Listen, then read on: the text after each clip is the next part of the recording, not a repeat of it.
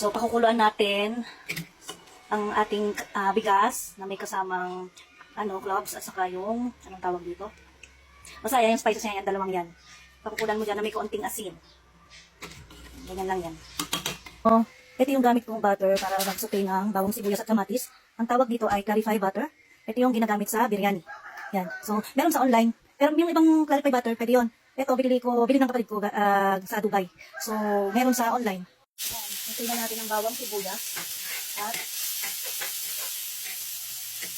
kamatis. Mas maraming sibuyas, mas matakak.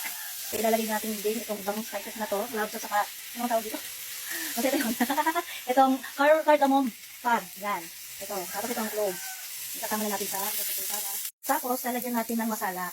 So, kabsa yung binigay sa akin ng kapatid ko kasi pwede siyang kabsa kahit hindi biryani ang gawin kong dish. So, ito, pwede ito. Galing din tong Dubai. Yan.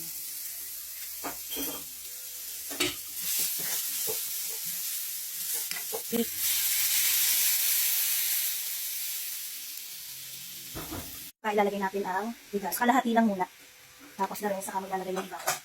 Haluin. Yan. Ayan. So, yung kalahati, inalagay ko na lang dito. Kasi gusto ko yung may puti. Meron.